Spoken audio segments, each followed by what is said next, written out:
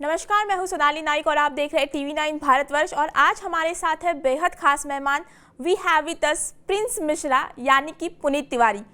Puneet, TV9 में आपका बहुत बहुत स्वागत है। जी जी, बहुत बहुत शुक्रिया। जब फिल्मों में जब कोई बैकग्राउंड नहीं होता, कोई गॉडफादर नहीं होता और जिसे एंटरटेनमेंट इंडस्ट्री में करियर करना है और आप चले आते हो, रिजेक्शंस का भी काफ़ी सामना करना पड़ा। बिल्कुल।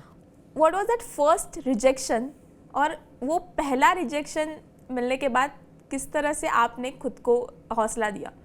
नहीं, रिजेक्शन देखिए, रिजेक्शन तो होता ही रहता है और रिजेक्शन को रिजेक्शन के तौर पे ले क्यों? मतलब मैं उस तरीके से रिजेक्शन को ज़्यादा कुछ तूल नहीं देता।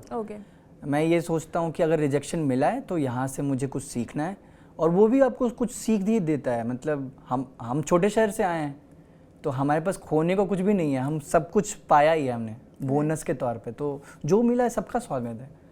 तो हर तरह के दौर देखें, हर तरह का समय है। अगर कुछ नहीं भी बन पा रहा तो उसमें भी क्या बेहतर हम कर सकते हैं, ये कोशिश रहती है। मुंबई में सबसे मुश्किल अगर समय हमारे साथ शेयर करना चाहिए तो वो कौन सा था और किस तरह से सरवाइव किया? मुश्किल समय हम सबके लिए था, कोविड का वक्त जी।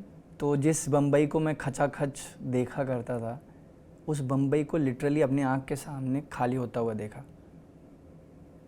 और वो बिल्कुल शांति, और फिर वो बम्बई धीरे धीरे भर रही है। उसके लिए महीनों लग रहे हैं। तो ये जो समय है अपने आप में कुछ अलग ही था। तो ये अलग एक्सपीरियंस है, हालांकि एक्सपीरियंस ही हमें और गहरा उतारती है और गहरा व्यक्तित्व बनाती है।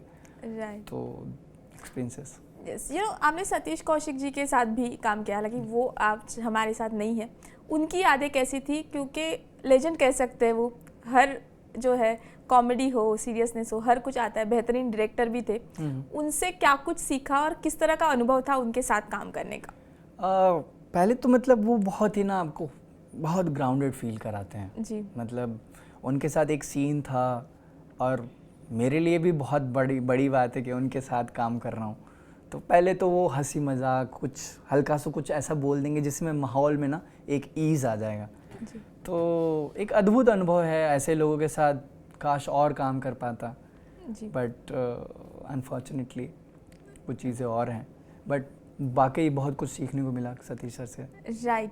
सो जब मुंबई आते हैं अलग अलग तरह के लोग आपको मिलते हैं, कभी ऐसे हुआ किसने जज किया हो? या तो जज तो पूरी दुनिया करती है, मतलब अपने मामले में वकील और दूसरों के मामले में जज हो जाते हैं। बिल्कुल। तो जज तो होते हैं, लेकिन उनकी परवाह क्यों करना है? मतलब जब आपके जीवन में उतनी अहमियत ही नहीं होनी चाहिए कि वो लोग क्या सोच रहे हैं, आप क्या सोच रहे हो अपने बारे में, ये ज़्यादा महत्वपूर्ण है। कई बार ऐसे समय में मेरी माँ का फ़ोन आता था कि भाई जैसे कुछ नहीं हो रहा है तो तू वापस आ जा, ठीक है। तो मैंने अपने माँ को एक ही बात कही कि देखो, मुझे ना अपने आप बहुत भरोसा है, तुम्हें अपने बच्चे पे भरोसा है या नहीं है अभी बता दो। तो उन्होंने कहा भरोसा तो है। मैंने कहा ठीक है, तो भरोसा करो ना, दूसरों की बात क्यों मान रही हो? क्योंकि दूसरे ये कह रहे हैं कि भाई ये फिल्म लाइन ऐसा है, फिल्म लाइन वैसा है, और पैसे बर्बाद कर रहा है। उन्हें क्या पता कि मैं अपने सपने पूरे करने की कोशिश कर रहा हूँ। तो what it takes to achieve a dream, वो अलग बात है। जी। तो मतलब एक्सपीरियंसेस ही हैं, बट अभी वही लोग कुछ और तरीके से ट्रीट करते हैं, कुछ ज़्यादा सम्मान दे रहे हैं। मैंने कहा मैं वही हूँ जो पहले था, जो कुछ अच्छी कहानियों का हिस्सा बनना चाहता है, ये वही है। तो बट ठीक है, जैसे फेस। बट पुनीत, आपने कुछ इस तरह से लिस्ट बनाई है कि इस तरह का काम जो है वो मैं बिल्कुल करना नहीं चाहूँगा, क्या आपने ये सोचा है? मैं वैसा काम को लेकर नहीं है, कहानियों को लेकर बेशक है। कि किस तरह की कहानियाँ मुझे रिलेट कर रही हैं। अगर वो छोटी भी कहानी हो और उस बड़ी फिल्म में एक छोटा सा भी हिस्सा हो तो मैं करूँगा।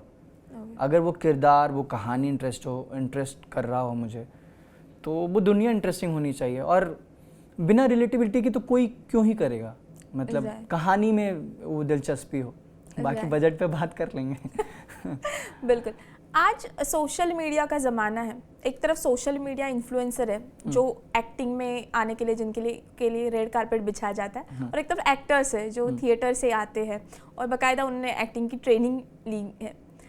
आपको लगता है कि कंपटीशन बहुत ज़्यादा टफ हो रहा है और दिन ब दिन, और इसमें सर्वाइव करना बहुत मुश्किल? मुश्किल कुछ नहीं है, मतलब मुझे लगता है कि हम कंपटीशन को कंपटीशन के तौर पे देखते हैं कि भाई कितने लोग बम्बई में ये कर रहे हैं वो कर रहे हैं, ये देख के तो नहीं आया था। क्योंकि किसी डॉक्टर ने भी सलाह नहीं दी थी कि तुम तो भाई तुम ये करो, ये मेरा चॉइस है। तो वो देख कर आया, अपने एस्पिरेशन को वो फॉलो करते हुए। तो राइट, वेल एक जो डायलॉग है यूपीएससी वाला, वो एक बार आप अगर ये करें जो मशहूर हो रहा है। यूपीएससी एक प्रेत है, पलट के मत देखना, पीछे पड़ जाएगा तुम्हारे, समझे? इस तरह के डायलॉग्स जो है उन्हें काफ़ी पसंद किया जाता है। तो आपको किस तरह का फीडबैक मिल रहा है उन डायलॉग्स के ऊपर, और क्या कुछ जो करीबी लोग हो, दोस्त हो या फैंस हो, वो फीडबैक दे रहे हैं? मतलब ऐसे दोस्त हैं जो 12वीं पास करने के बाद कभी मिले नहीं, और वो कोई यूएस में है, कोई यूके में है, कोई अपने ब्रिटिश दोस्तों के साथ मेरी सीरीज़ देख रहा है, तो वो लोग आकर कह रहे हैं उनको सीरीज़ पसंद आ रही है, मेरा किरदार पसंद आ रहा है। तो मुझे अच्छा ही लग रहा है, मतलब इसमें और मज़ा भी आ रहा है कि बिछड़े दोस्तों को इस सीरीज़ की वजह से मिलाया जा रहा है। तो थैंकफुल हूँ मैं इतना सारा प्यार देने के लिए। Right, okay, so you know, जैसे कि मैंने कहा कि फीडबैक जो है वो आप थैंकफुल है, बट फीडबैक कितना मैटर करता है लोगों का? मैटर करता है, मतलब अगर किरदार पसंद आ रहा है उनको, और इवन अगर नहीं भी पसंद आ रहा है तो वो अगर कहेंगे तो मैं अपने तरीके से अपने अप्रोच में बदलाव लाने की कोशिश करूँगा। अभी जब तक पसंद आ रहा है तो अच्छी बात है। बिल्कुल। वेल, फ्यूचर में किस तरह के जो है किरदार आप करना चाहते हो, और आपको क्या लगता है कि कौन सा चैलेंजिंग किरदार होगा जो आप अच्छी तरह से निभा पाए? जो मेरी पर्सनालिटी को थोड़ा सा अलग तरीके का किरदार हो, जैसे प्रिंस मिश्रा मेरे लिए बहुत चैलेंजिंग किरदार था। राइट, कि मैं अलग तरीके से बात करता हूँ और प्रिंस मिश्रा कुछ अलग ही एनर्जी में है, तो ये मेरे कंफर्ट स्टेट को तोड़कर कहीं और कुछ और खोजने की कोशिश कर रहा है। उस खोज की बात बता सकता हूँ मैं। एक सीन है जो 3rd एपिसोड में, जिसमें राजेंद्र नगर जाने की बात करते हैं संदीप, और मैं कुछ पैसे देता हूँ। उससे पहले का एक सीन है जिसमें मैं बोलता हूँ फोकस करो जी, और वो बोलने के बाद ना संदीप को मैं एक बात बोलता हूँ, योजना के बिना लक्ष्य सिर्फ इच्छा है। राइट, तो ये खोज की वजह से ये लाइन आई कि मैं जब किरदार ढूंढ रहा था तो मैंने राइटर को कहा कि यहाँ कुछ और बोल सकता है। जैसे आम जिंदगी में कोई कोट नहीं कहते हैं जी, जैसे practice makes a man perfect, या early to bed early to rise makes a man healthy wealthy wise, ऐसी बात बोलते हैं, आम जिंदगी में बोलते हैं। तो मैंने स्क्रिप्ट में ये लिख दिया कि योजना के बिना लक्ष्य सिर्फ इच्छा है। और ये लिखने के बाद मैंने राइटर जो सिद्धार्थ तिवारी हैं, बहुत कमाल की स्क्रिप्ट, 1 साल लगा कर इन्होंने ये स्क्रिप्ट लिखी, और 2-3 और राइटर हैं, नितिन तिवारी हैं, श्रेयांश पांडे हैं। तो मैंने सिद्धार्थ सर को बोला कि यहाँ मैं ये बोल सकता हूँ। उन्होंने कहा ठीक है बोल देना। टेक में तो नहीं बोला, मतलब रिहर्सल टेक में तो नहीं बोला, वो फिर शूट के दौरान बोल दिया। हालांकि वो लाइन काफ़ी वायरल हो रही है, मोटिवेशनल कोट्स के तौर पे इस्तेमाल की जा रही है। और ये अंग्रेज़ी के बहुत बड़े लेखक, उनका अंग्रेज़ी का हिंदी अनुवाद है कि योजना के बिना लक्ष्य सिर्फ इच्छा है। क्या बात है। मोटिवेशनल कोट्स के तौर पे इस लाइन को इस्तेमाल किया जा रहा है। राइट, बिहार से आप आए हो, बिहार से दिल्ली, दिल्ली से भोपाल, और भोपाल से मुंबई, काफ़ी बड़ा सफ़र रहा है। क्या इस पूरे चांद में ऐसे लगा कि नहीं गिव अप करना चाहिए? नहीं, गिव अप का कभी आइडिया नहीं रहा। मतलब कभी मैं गिव अप तो जिंदगी, मैं तो अल्टीमेट पॉजिटिव इंसान हूँ। मुझे बहुमंजिला इमारत से भी अगर कूदाया जाएगा ना तो मैं कूदूँगा, तो मैं ज़िंदा रहने की बात करूँगा।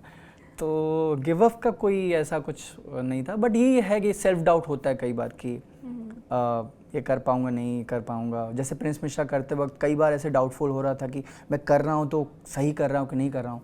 तो लेकिन उसके बावजूद भी जब आपकी टीम अच्छी होती है, लोग फीड अच्छा करते हैं और गाइड सही से करते हैं, तो सब कुछ पॉसिबल हो जाता है। बिल्कुल। यू नो, जब माँ ने कहा था कि तुम वापस आ जाओ, और आपने कहा था कि भरोसा जो है खुद को रखो, तो इसे कैसे देखते हैं आप? यही देखते हैं कि अगर पेरेंट्स बैक करें अपने, क्योंकि क्यों सोचना फिर समाज क्या कर रहा है। समाज तो बहुत तरीके लोग, वो 4 लोग होते हैं ना, हर बार कुछ ना कुछ बोलेंगे वो 4 लोग। तो उनकी अपने बच्चे को समझे, अगर वो उनमें है ही वो काबिलियत, तभी तो वो कुछ अचीव कर रहे हैं या कर रहे हैं। राइट तो वो अच्छा ही करेंगे, बिलीव रखना पड़ेगा आपको। राइट। वेल संदीप भैया, तो आप ये लोग पसंद कर रहे हैं, कुछ फ्यूचर प्रोजेक्ट के बारे में? फ्यूचर प्रोजेक्ट बहुत इंटरेस्टिंग है कि मैंने अभी इमरान हाशमी सर के साथ एक प्रोजेक्ट किया है, और छतरीवाली के ही डायरेक्टर हैं तेजस सर, उन्होंने ही तो ये जल्दी आने वाला है होपफुली। और इमरान हाशमी मेरे ना सबसे पसंदीदा एक्टर थे, क्योंकि मतलब जब मैं 2007 के दौरान स्कूल के दिनों में मैं उनको बहुत पसंद करता था जी। तो मैंने सेट पे उनको कह दिया कि आपकी फिल्मों ने हमें जवान किया है। तो उन्होंने कहा कि तुम लोगों को जवान करते करते मैं बुढ़ा हो गया। तो मतलब ऐसे एक्टर जिनको मतलब जिनके गाने सर चढ़कर बोला करता था, हिमेश रेशमिया के गाने, इमरान हाशमी, तो वाकई ने उन्होंने जवान किया है हम लोगों को। पर यू नो आपने केजरीवाल की मिमिक्री भी करते थे, अरविंद केजरीवाल। हाँ, तो वो कहते हैं ना कि एक्टिंग स्टार्ट्स विद इमिटेशन, तो केजरीवाल की मिमिक्री किया करता था एक चैनल के लिए, बट अभी तो मुमकिन नहीं है, मतलब बहुत पुरानी बात है 2014। राइट, बट वो काफ़ी पॉपुलर, जैसे कि हमने पहले भी बात की थी कि अब तक वो जो है वो नोटिफिकेशंस में आता है लोगों को, तो अब तक लोग पूछते हैं इस बारे में? नहीं पूछते हैं कि अब केजरीवाल के अगले वीडियोस कब आएंगे। मैंने कहा आप देखो क्या होता है। बिल्कुल। ओके, ऑन दैट नोट क्या कहेंगे लास्ट मैसेज, और एक डायलॉग से ही हम आपका जो ये इंटरव्यू है वो खत्म करेंगे। अब हमारी तैयारी के खेला को ना अंडरस्टिमेट कर रही हैं लतिका जी। ये जो तैयारी का खेला है ना, इसमें कोई तुलसीदास हो जाता है, कोई देवदास हो जाता है। अब आप क्या बनोगे इसका फैसला सिर्फ समय के पास है लतिका जी। अभी तो अगर हमारे पास कुछ है तो एक जोड़ी पुरानी चप्पल। ऐसे ही नरेशंस चलते हैं। राइट, और थैंक यू सो मच हमसे बात करने के लिए, बहुत बहुत शुक्रिया। बहुत बहुत शुक्रिया सोनाली जी, थैंक यू। जी, तो ये थे पुनीत तिवारी जिनसे हमने बहुत सारी बातचीत की। Thank you so much.